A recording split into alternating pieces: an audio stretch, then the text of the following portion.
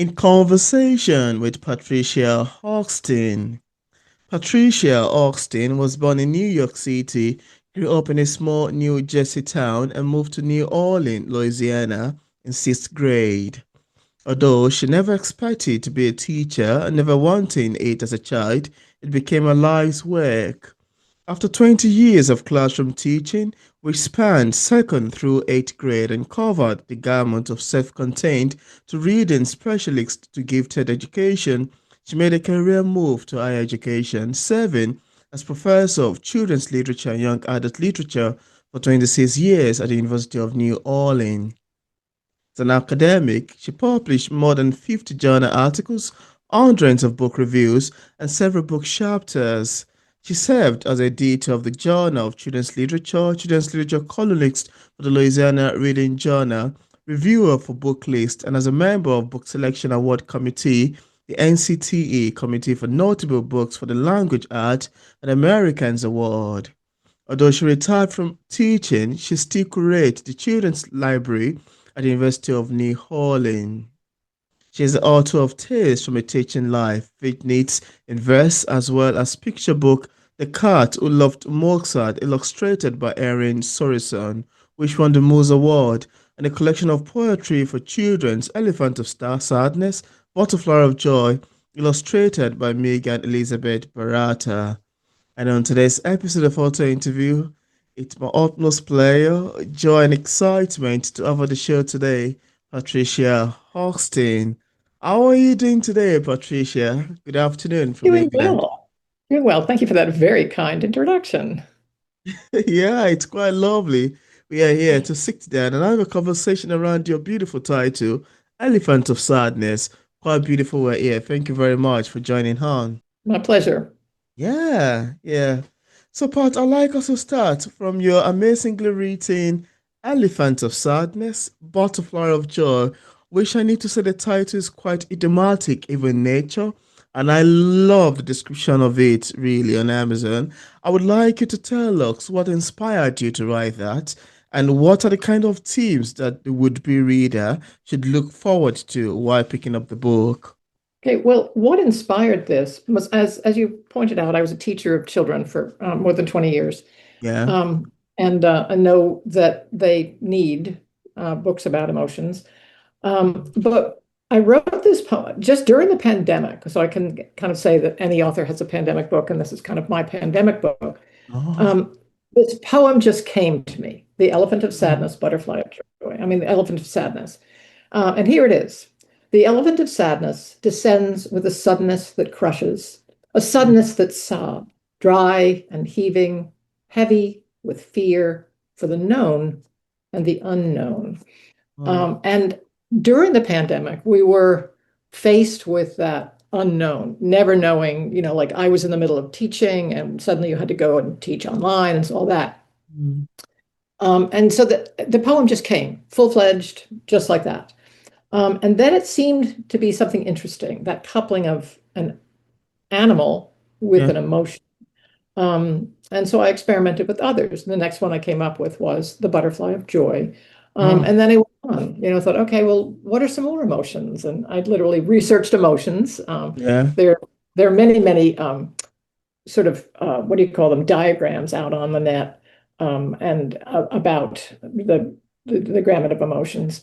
So I looked at Yeah. those and thought about animals, the peacock of pride, the oyster of hope, the bear of frustration. And so over a period of, 5, 6 months, I just would write these and revise them.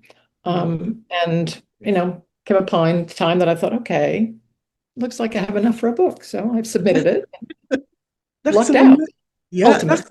that's really an amazing one, really. I must say, beautifully, quite it's an amazing one. And I love the idea of you appearing animal with emotion in the book. Thank you. Elephant of sadness, butterfly of joy, elephant of sadness. I have to say that again. Butterfly of joy, just so I can tend to understand the idiomatic expression or in the title, More like you in poetry, we have some words that you have to read over and over again because a single line can convey very long, beautiful meaning. A very single line of poetry can contain meaning that you can go ahead interpreting that can take you even a page of interpretation, basically. Now, I wanted to ask you, what sparked the idea for that? What sparked the idea of you pairing animals with emotion in this book? Well, as I said, that really it just came when, Mm. during the pandemic, and I just wrote Elephant of Sadness. And I think it was because of the strength of the metaphor. Yeah, The metaphor. sadness that we felt during that time in 2020 was Yeah. so heavy, so huge, so overwhelming. Mm. Um, and that was the spark. It was that one poem that was the spark. And then it just seemed interesting. But I have to tell you that when I go to schools and I talk to children, and I ask them, like, okay, why do you think I paired an elephant with sadness? And they say the most amazing things, as children always do. And they'll say, well, an elephant is really, really big. And sadness can be really, really big. And, one little kid said, well, an elephant is gray, and sadness feels kind of gray. And so Mm. it was like, well, elephants, they just look like they're kind of moping around, and here in the New Orleans Zoo, sometimes you go out and you see the elephant and they're swaying back and forth. And so she can look at, so they bring their own experience, they Yeah. bring their own feelings, and they get it. Yeah. They understand it. So that there again is the power of metaphor, which you as a poet yourself Yeah. know that power.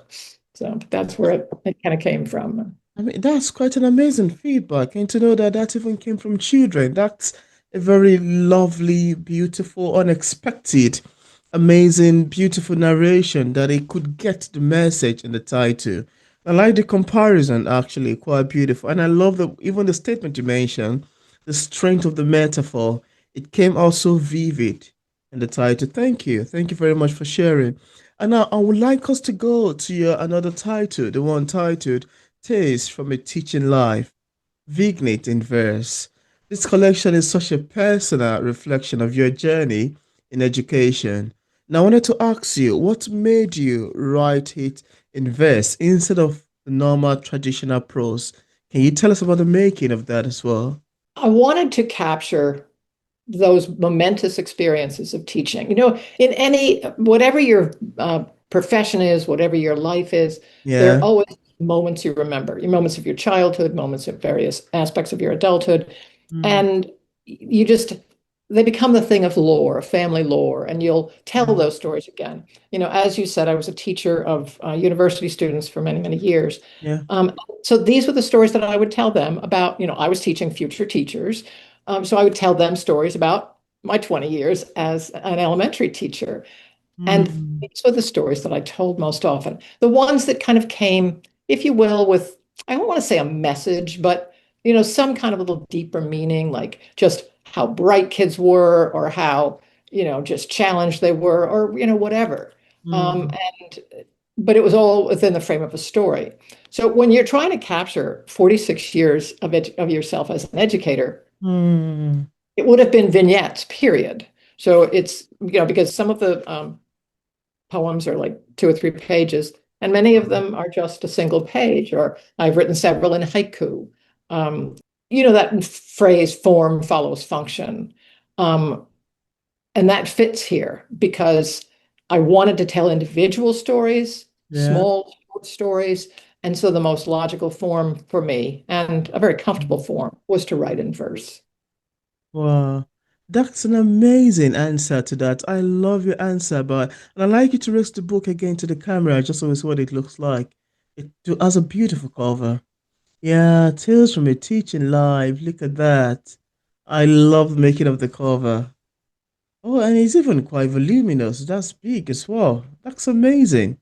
And so did I. The artist did a couple of covers, and it's like, no, that's not quite it. And this one kind of captured This it. one It had captures, to have a yeah. book. It just had to have a book. That's my life. Absolutely, it does. It does. That's beautiful. And I'd like us to go back to Elephant of Sadness because many of the poems, like those in Elephant of Sadness, Butterfly of Joy, explore feeling in a gentle way.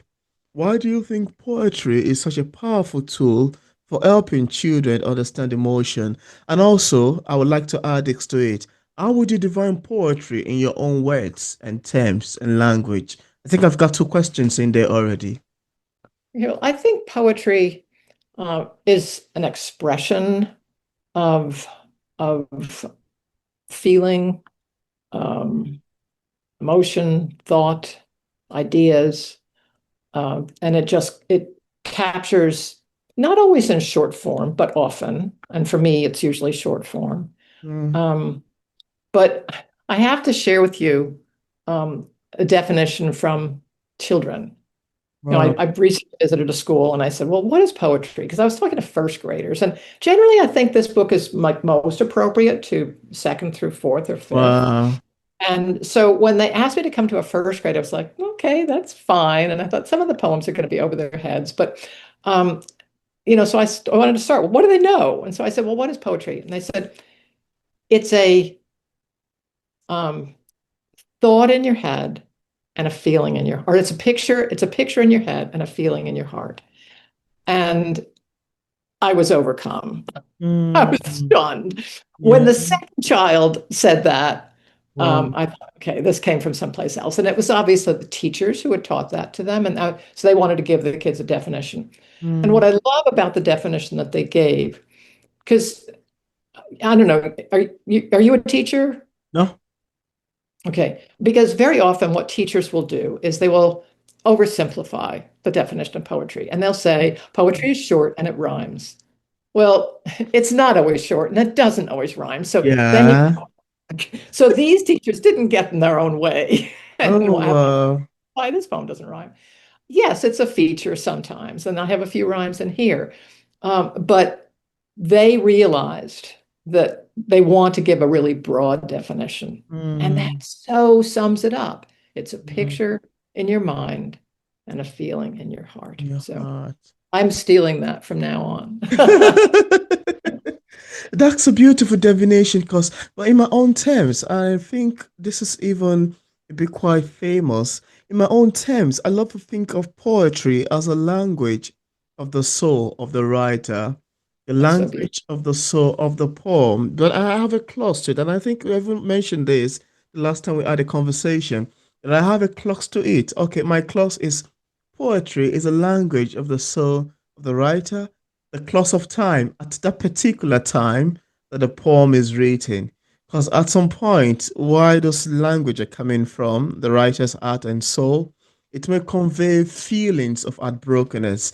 Other times, it may contain feelings of joy, excitement. Sometimes it may contain feelings of sympathy. I think, was it 5 days or last week? I heard about the news of the Air India crash, and I was so emotional and I nearly cried. I was actually brought to tears. I was like, that is so, so tragic. And I was able to put myself in the shoe of the family member of those victims and trying to imagine what they would be going through currently. And I was able to, pen down a few poems down. I was like, yeah, I need to write something about this. So it's always deeper with time zones, with time differences, with a particular time and the poem is written. I love your definition as well, and I thought I should add that. Yeah, I think I so agree with what you say. And the whole idea of it is like that experience that you had, it Yeah. was literally a need to write Mm, in order to help you cope with your own grief, sadness. It was kind of an overwhelming thing. And I have a friend actually who's from India and was going back there this summer. And that the first thing I thought of was, oh my gosh, and hopefully she's safe. okay. Um, but so I think there's a need to write, but I think it's also something you said is so important that it's for this time, for this moment. Because anytime, other time that you read a poem that you wrote, Mm, you may not feel that same way, but it brings yeah, you back. yeah. You can feel that same moment, experience Mm, that same thing all over mm, again. mm, I love haiku. I spent a year, I think it was 2021, where I wrote a haiku every single day. mm, And that was captured. And it's like a photo album because you can just mm. remember. You can remember where you were when you thought it, heard it, felt it, and it brings that whole year back. So it's interesting, our whole moment back. Absolutely. I do have a few in here as well. So. Yeah, absolutely. I mean, there's so many things happening currently in the world that is quite saddening. News of war every the here and there. So many things happening. And sometimes even that same week, I was like, okay, I'm tired of social media because whenever I log in, there's always one bad news or the other, and I don't want to put myself in a depressive state. I was like, oh, I'm gonna go off for a while. There's a lot happening in the world, really. So it's an amazing one. It's an amazing and again, it's come to my mind now that poetry can also be a terms of remembrance, a tool for remembrance. I mean, something can happen like 10 years ago and a book was written about it. It makes you to remember, oh, there's something in history that happened. So it brings back the memory and talks Mhm. help to preserve history, so to say, in quotes here. Quite beautiful, really. I love your answer, Patricia. Have you heard of the new verse news? Oh, I think that rings a bell, really. You can subscribe to it. Mm, And there's a poem every day mm. related to the news. So it would Oh, be about the Indian crash. It would be about some miserable thing that's happening in America. oh. Um, and it is actually literally how I filter my news. It's how I begin my day. I subscribe Mm, to the Daily Rattle, read poems on there, and subscribe to the New Verse News. And sometimes that's the first time I've heard about a particular story. But listening to the radio is just sometimes too overwhelming. yeah, There's just too much. yeah, And I've limited. And so, I'll so I explore the world through poetry. What can I say? yeah. This is really impressive. I love your answers to these questions.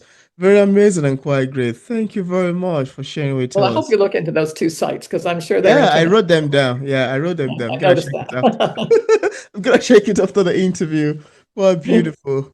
Very amazing. And I also wanted to ask you, Pat, did you see your books as educational tools as well as stories? How consciously do you weave teaching moment into your writing? And also, what's been the most surprising reaction you've received from a child or parent about one of your books, if in any way? I don't know that any writer ever intends a message, but as you write, you discover what purpose your or function your work might serve. Yeah. And I Yeah. did know, as it said, that elephant of sadness, butterfly of joy could be a way to Mm, talk to kids about emotions. There are yeah. a lot of picture books that do this. There are other poetry books that do this. Um, but I wanted to incorporate, or I did incorporate metaphor, and I thought, well, that's a good thing to do anyway. Mm, So when I go to the schools, I will, read them, read a couple of poems, and sometimes I'll show the page, just open it up, and the first one happens to be Butterfly of Joy, and mm, so I'll say, what brings you joy? Before I read the poem, before anything, because what you want to do is connect with your audience, connect with your yeah. readers. And all they really care about, they're six, they're seven, they're nine. And what they Yeah. really care about is themselves and each other. So Absolutely. I spun around and think, okay, I'm going to call on three people. What brings you joy? What brings you joy? And it's delightful to hear, my sister, my mom. Mm, And then I said, well, I just wrote this, the butterfly of joy lands on the cosmos flower for mm, just a moment, spreading her wings. And I'll say, well, why do you think I put butterfly and joy together? And they'll say, well, because butterflies bring joy. And this one little first grade group said, well, a butterfly just flits around and lands on flowers all day. What's not to love? What's not to be joyful? I mean, I literally love that. a quote from a 6-year-old. So one of the most surprising things was I asked kids, what brings you fear? What are you afraid of? And I often ask that before I read the poem. Yeah. And this one kid said, spiders. And another kid says, I'm afraid of tearing my meniscus. So I won't be able to play soccer. I don't expect an 8-year-old even to know what a meniscus is. I'm having to look it up. And I certainly didn't know how to spell it. And then another kid raised his hand. I said, okay, how about you? What are you afraid of? He said, life. Mm, And dear. I must have, yeah, the same exact way you just looked at me the second I looked back at him and I said, just a questioning kind of look in my, he said, yeah, life is scary. So I would, in a way, say that was the most surprising. Mine is the wolf of fear. The Mm, wolf of fear emerges in the dark, marks his territory, prowls for his prey, lands in a single leap in the shadows of your room. mm, Real or imagined? So I mm. wanted that light touch at the end, and then okay, imagined. But so yeah, and it did have kind of an intent as I came through it, and as I realized that it had potential to be a book. Um, and as for Tales from a Teaching Life, um, I didn't even intend for this to be a published book. I Wow. really started this book for me, just so that I Mm, could record these memories in case I ever forgot them. And I started sharing them with some former students and one of my writing colleague who's not a teacher. And mm, they said, there's something here, I think you should consider publication. So, I sat with that for a while. And one of my former students, who was an English teacher, wow. said, I think you should write 180 poems for 180 school days. And I thought, challenge. So I did. I wrote 180 poems. Wow. Uh, and then I shared them with an editor, and he was interested. It took him a while. And then, I heard after about a year that he Mm, accepted. That's often the publishing world, as you may know. mm. And and then it became a book. So Tales from a Teaching Life. I went to, I've only done this a couple of times, but I went to a school Yeah. to do a workshop with teachers. And it was the end of the year. They're wiped out. They're utterly exhausted. Like the last thing they want is a workshop. Um, and I brought this in and I give them, um, something like, um, why did you ever want to be a teacher to begin with? And I'd have them write. They could write in prose, they could write in verse, whatever they wanted. And then I'd read them a poem, or I'd read them a poem and ask them, like I have poems about special kids here. And I said, Mm, and I read one or two of them. And I said, okay, now I want you to think of a special kid that you have taught yeah. uh, and write a poem or a prose passage about that.